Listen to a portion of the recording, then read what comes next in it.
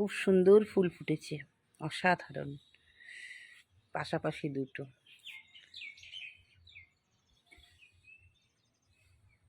আজকে তোমাদের দেখাবো আমার পদ্ম বাগান। নমস্কার, হবি অফ সুলেখায় প্রত্যেক দর্শককে স্বাগত। খুব সুন্দর পদ্ম ফুল ফোটেনি এখনো, অর্ধেক ফুটেছে। আপনা আপনি ফোটে, আমি কিন্তু এগুলোকে স্পর্শ করে ফোটাই না, কারণ সময় খুবই কম। এর মধ্যেই আমাকে বাগান চর্চা করতে হয়।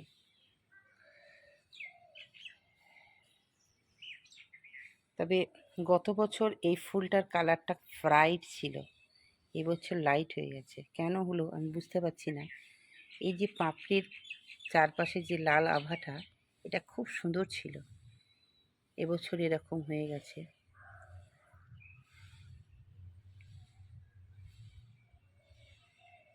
দেখো, আমার 10টা গামলা আছে। 10টা গামলায় আগে ফুলগুলো সব দেখে নাও। পরপর পরপর ফুল ফুটছে। এটা ফুটে গেছে, আপনা আপনি ফুটেছে।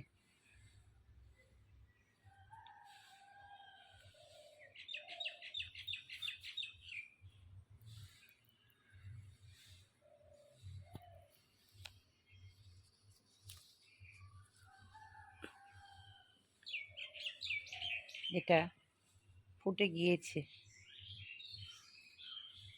মোট 10টা গামলা। 10টা গামলার মধ্যে পরপর 4টে গামলা দেখতে খুব সুন্দর হয়েছে দেখছি। পাতাগুলো বেশ বড় বড় হয়েছে, আর একই ফুল ফুটছে। আমার এখানে মোটামুটি 5-6 রকমের পদ্ম আছে। ফুল ফুটুক তাহলে বোঝা যাবে। তো প্রথম পদ্মই ফুটেছে এই কালারটা। আর বাগানে যেটা বড় জায়গায় লাগিয়েছি ওটা একটু লালচে ধরনের। এগুলো অতটা এখনো বড় হয়নি। 2 মাসের কাছাকাছি হয়ে গেল এদের বয়স, কিন্তু এখনো তেমন হয়নি, তবে ওইটা হয়েছে। দর্শক বন্ধু, আজকে তোমাদের এই পদ্ম বাগানে নিয়ে এসেছি। পদ্ম বাগানের পিছনে একটা গাছ লাগানো হয়েছে, সেই গাছটা কি গাছ সেটাও বলবো। এখন পদ্মের পরিচর্যা কিছুই নেই। প্রায় 15 দিন আগে এনপিকে পুড়িয়া করে দিয়ে দিয়েছি।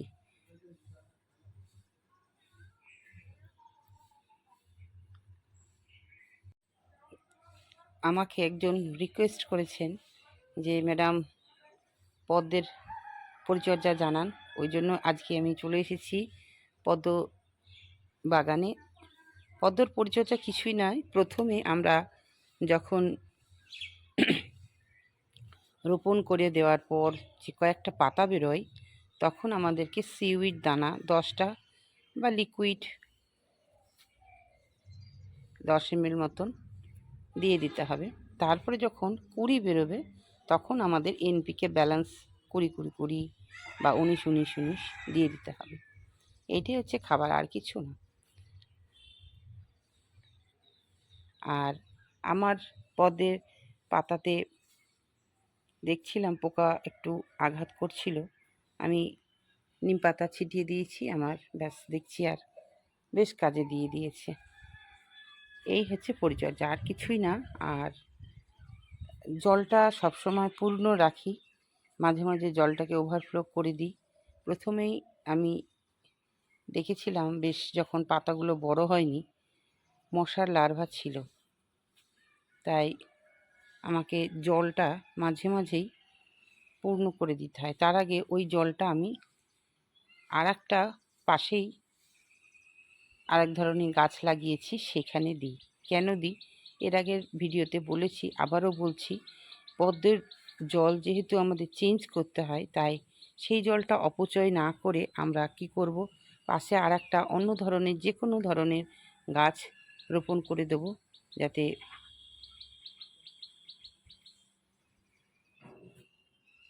জলটা নষ্ট না হয়, এই ব্যবস্থায়।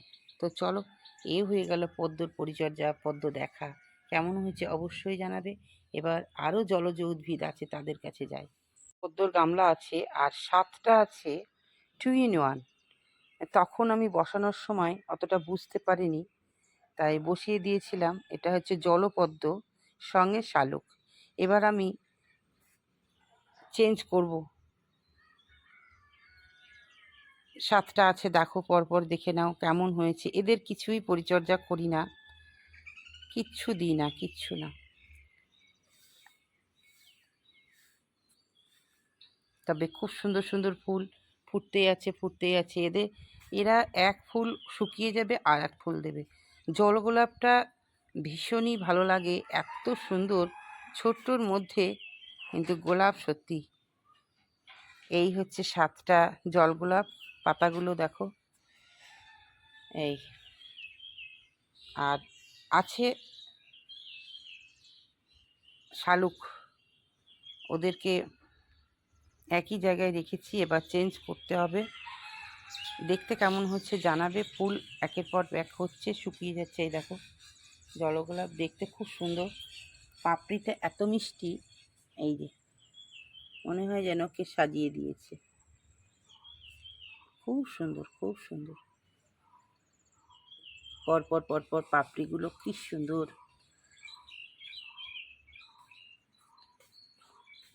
দর্শক বন্ধু, এখানের পাতাগুলোও দেখো খুব সুন্দর হয়েছে দেখতে। এখানে আমার 3 ধরনের পানা আছে। যে পানা, এ দেখো এই একটা ধরনের পানা। এই পানাগুলো কেন দিই সেটা আমি আজ বলবো। এই পানা আর আছে এই যে, এরা খুব দ্রুত বৃদ্ধি পায়। আর এক ধরনের আছে, সেটা আমাকে জগন্নাথদা দিয়েছেন। এই যে দেখো কি সুন্দর এই গাছটা, এই দেখতে খুব সুন্দর গাছটা। এটা দাদা আমাকে দিয়েছিলেন, বেশ বড় বড় হয়ে গেছে দেখছি।